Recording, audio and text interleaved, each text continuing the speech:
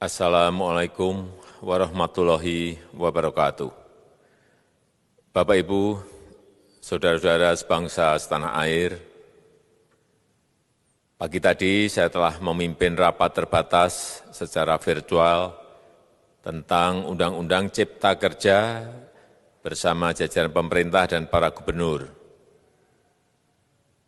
Dalam undang-undang tersebut terdapat 11 klaster yang secara umum bertujuan untuk melakukan reformasi struktural dan mempercepat transformasi ekonomi. Adapun klaster tersebut adalah urusan penyederhanaan perizinan, urusan persyaratan investasi, urusan ketenagakerjaan, urusan pengadaan lahan, urusan kemudahan berusaha, urusan dukungan riset dan inovasi, urusan administrasi pemerintahan, urusan pengenaan sanksi, urusan kemudahan pemberdayaan dan perlindungan UMKM, urusan investasi dan proyek pemerintah, serta urusan kawasan ekonomi. Dalam rapat terbatas tersebut, saya tegaskan mengapa kita membutuhkan Undang-Undang Cipta Kerja. Pertama, setiap tahun ada sekitar 2,9 juta penduduk usia kerja baru, anak muda yang masuk ke pasar kerja, sehingga kebutuhan atas lapangan kerja baru sangat-sangat mendesak. Apalagi di tengah pandemi, terdapat kurang lebih 6,9 juta pengangguran dan 3,5 juta pekerja terdampak pandemi COVID-19.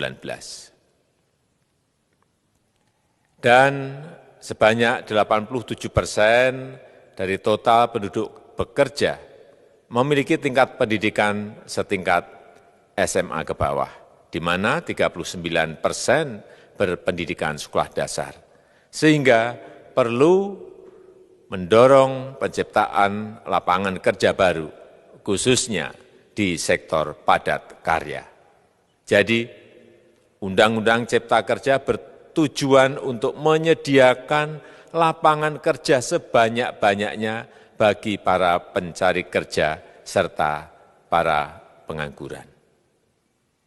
Kedua, dengan Undang-Undang Cipta Kerja akan memudahkan masyarakat, khususnya usaha mikro kecil, untuk membuka usaha baru. Regulasi yang tumpang tindih dan prosedur yang rumit dipangkas.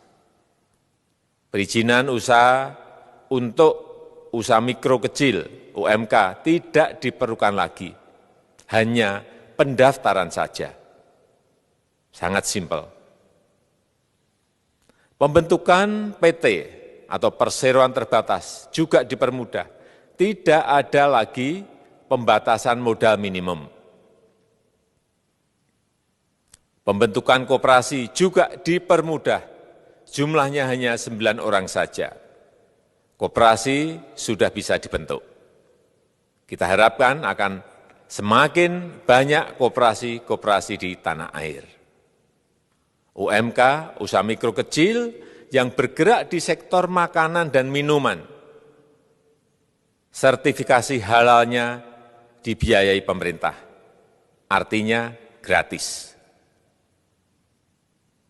Izin kapal nelayan penangkap ikan misalnya, hanya ke unit kerja Kementerian KKP saja. Kalau sebelumnya harus mengajukan ke Kementerian KKP, Kementerian Perhubungan, dan instansi-instansi yang lain. Sekarang ini cukup dari unit di Kementerian KKP saja.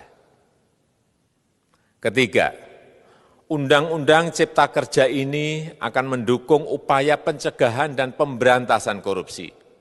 Ini jelas karena dengan menyederhanakan, dengan memotong, dengan mengintegrasikan ke dalam sistem perizinan secara elektronik, maka pungutan liar, pungli dapat dihilangkan.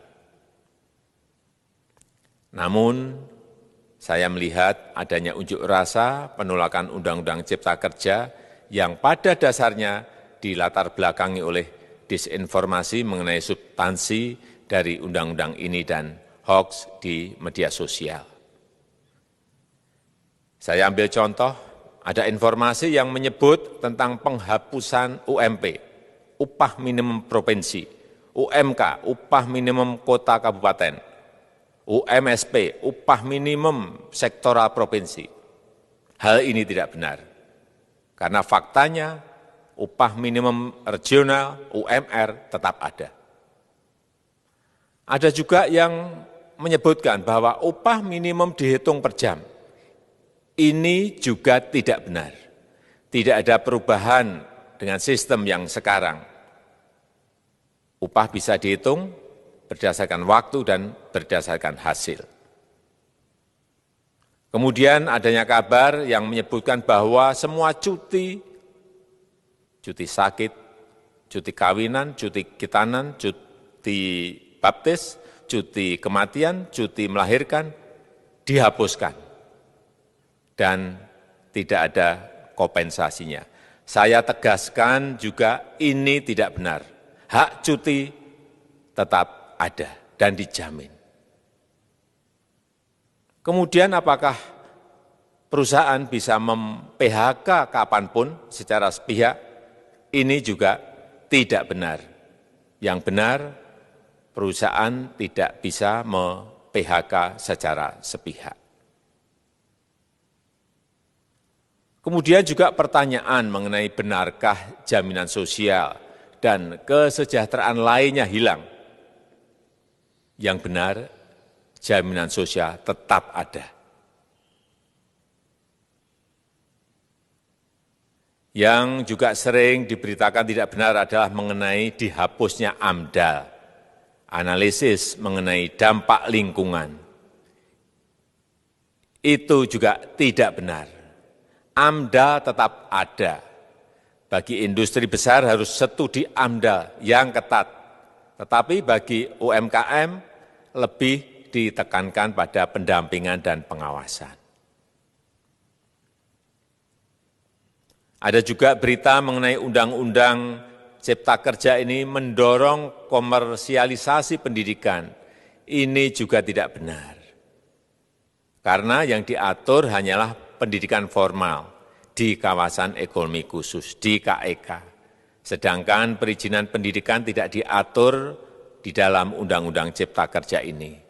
Apalagi perizinan untuk pendidikan di pondok pesantren. Itu tidak diatur sama sekali dalam Undang-Undang Cipta Kerja ini. Dan aturannya yang selama ini ada tetap berlaku. Kemudian diberitakan bahwa keberadaan bank tanah. Bank tanah ini diperlukan untuk menjamin kepentingan umum, kepentingan sosial, kepentingan pembangunan nasional, pemerataan ekonomi, dan konsolidasi lahan serta reforma agraria. Ini sangat penting untuk menjamin akses masyarakat terhadap kepemilikan tanah, kepemilikan lahan. Dan kita selama ini tidak memiliki bank tanah. Saya tegaskan juga bahwa Undang-Undang Cipta Kerja ini tidak melakukan resentralisasi kewenangan dari pemerintah daerah ke pemerintah pusat. Tidak ada. Perizinan berusaha dan pengawasannya tetap dilakukan oleh pemerintah daerah sesuai dengan NSPK, norma, standar, prosedur, dan kriteria yang ditetapkan pemerintah pusat. Ini agar dapat tercipta standar pelayanan yang baik di seluruh daerah. Dan penetapan NSPK ini dapat nanti akan diatur di dalam PP atau peraturan pemerintah. Selain itu, kewenangan perizinan untuk non-perizinan berusaha tetap ada di Pemda, sehingga tidak ada perubahan. Bahkan kita melakukan penyederhanaan, melakukan standarisasi jenis dan prosedur berusaha di daerah. Dan perizinan berusaha di daerah diberikan batas waktu. Ini yang penting di sini. Jadi ada service level of agreement. Permohonan perizinan dianggap disetujui bila batas waktu telah terlewati. Saya perlu tegaskan pula bahwa Undang-Undang Cipta Kerja ini memerlukan banyak sekali peraturan pemerintah atau PP dan peraturan presiden atau Perpres. Jadi setelah ini akan muncul PP dan Perpres yang akan kita selesaikan paling lambat 3 bulan setelah diundangkan.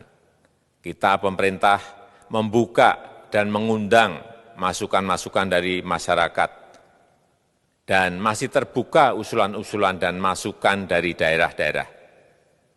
Pemerintah berkeyakinan melalui Undang-Undang Cipta Kerja ini jutaan pekerja dapat memperbaiki kehidupannya dan juga penghidupan bagi keluarga mereka. Dan kalau masih ada, jika masih ada ketidakpuasan terhadap Undang-Undang Cipta Kerja ini, silahkan mengajukan uji materi atau judicial review melalui MK, Mahkamah Konstitusi. Sistem ketatanegaraan kita memang mengatakan seperti itu. Jadi, kalau masih ada yang tidak puas dan menolak, silahkan diajukan uji materi ke MK. Saya rasa itu yang bisa saya sampaikan pada kesempatan yang baik ini. Terima kasih. Wassalamualaikum warahmatullahi wabarakatuh.